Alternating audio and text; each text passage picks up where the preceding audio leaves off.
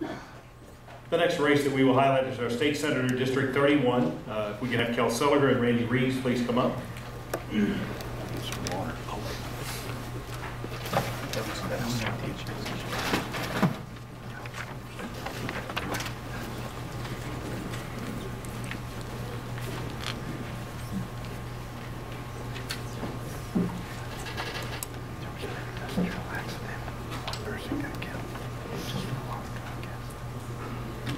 Both of you drew before we started. Kel Seliger, the incumbent, you will have 1 minute for your opening statement. I took my experience as a small businessman to City Hall in Amarillo during that time, reduced property taxes 27%.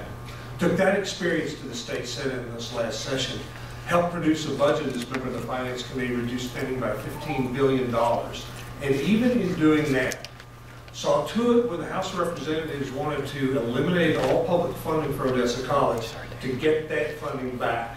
Reduced spending by $15 billion and helped establish at very nominal cost, I believe, a new petroleum engineering program in UTPB that I think will be one of the top ones in the state of Texas.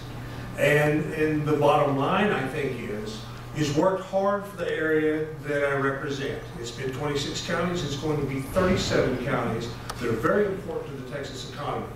I've worked hard in public education. It was my bill that did away with the tax test, and we have more work to do on the STAR test. The next thing I work on the most that I think is of premier importance is water. You're out of time, Mr. Seliger. Mr. Rives. Thank you. I'm Randy Rives. I'm running for Texas State Senate District 31.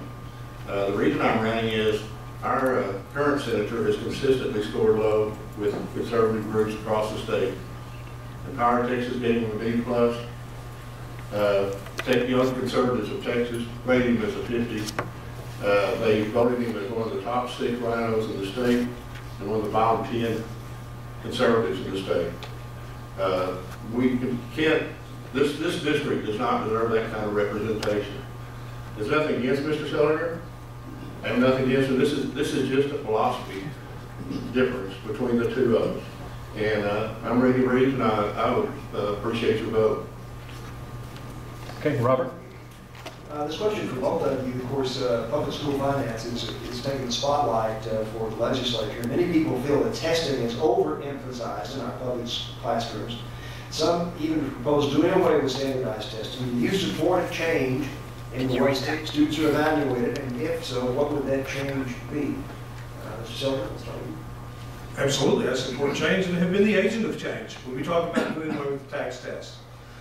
We have to make sure that our school districts are preparing kids for the future.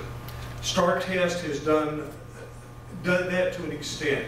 We have to continue to work on that to see that we have an accountability system that doesn't get in the way of teaching in schools. And that's why I was here for STAR application 2-3 weeks ago, because in the next session we need to address that to see to it that we have a good, effective accountability system that really measures progress or growth in those students and doesn't dominate the school year.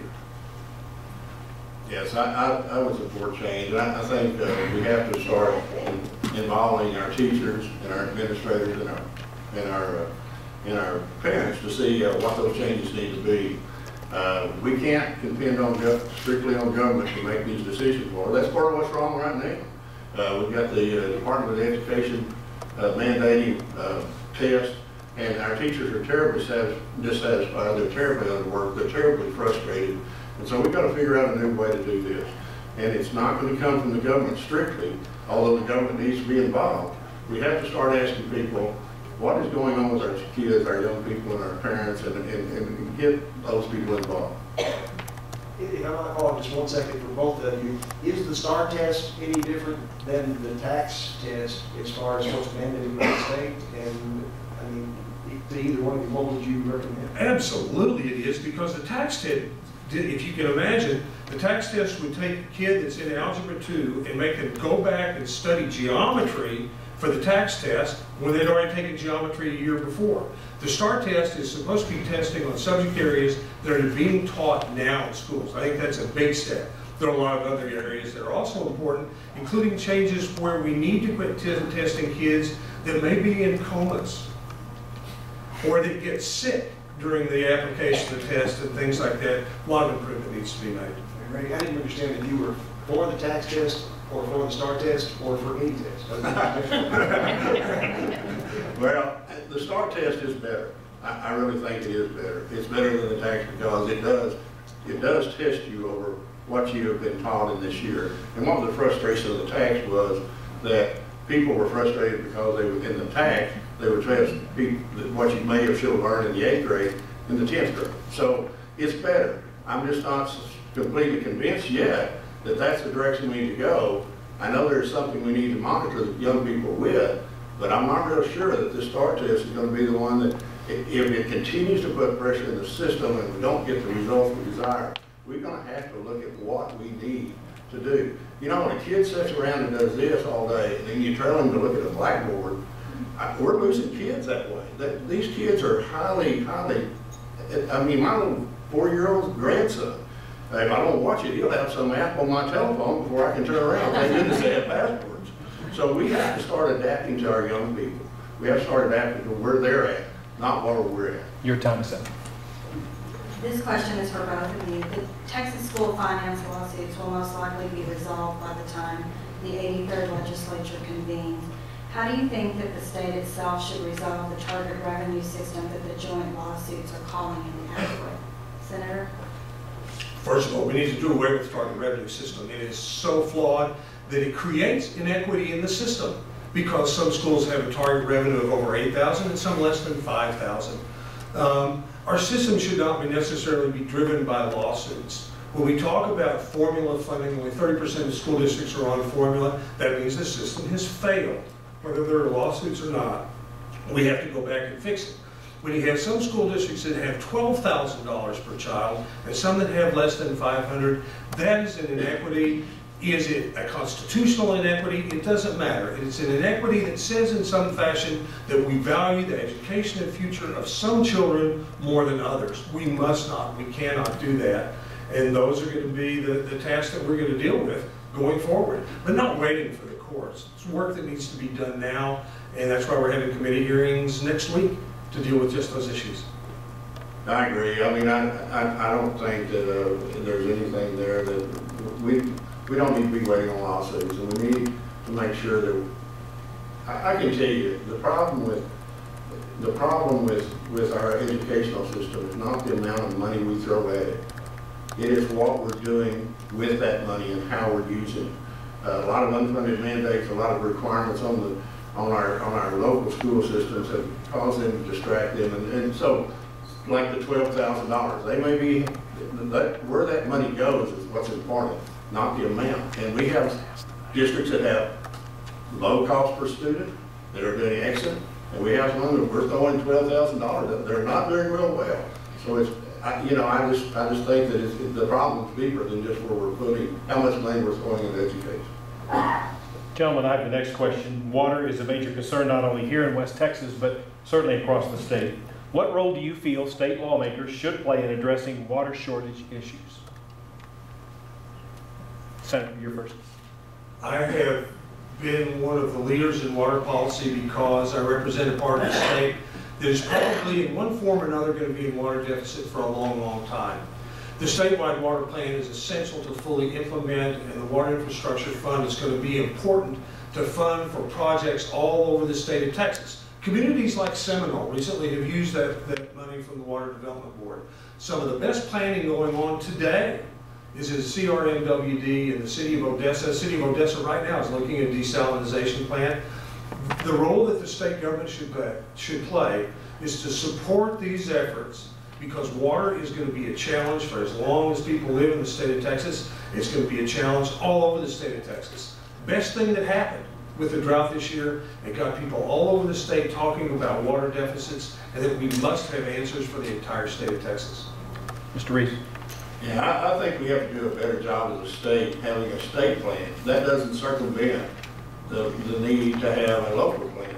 Local governments and local communities need to be looking at what they're doing, but they also need to be telling the state what we need to do to help them out along that way. They probably know better than the state ever does about what they need as far as help in those areas.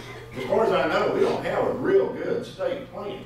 And I think it's coming up. I think it's going to be more important in the future because of the fact that as more and more communities are dependent on water that's not there, then we're going to have to come up with something that will, across the state and across the community, work for both. I think the state ought to pay for what is a state plan, and I think the local communities need to figure out how to supply their communities with water and ask the state for the help they need. Gentlemen, you each have 2 minutes for your closing statements. Mr.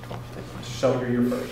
I find it very interesting that my opponent talks about these report cards from these various groups and says, these are the benchmarks that are relevant to you as voters.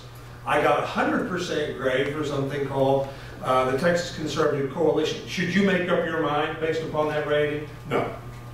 You should make up your mind based upon what you've seen in the work that I have done on things like local government corporation that, quite frankly, tried to loot Ector County. It was my bill that passed in the Senate and passed in the House that stopped that. Let's talk about some other report cards. I'm endorsed by the National Rifle Association, a well-known liberal group. Texans for lawsuit reform, they must be anarchists.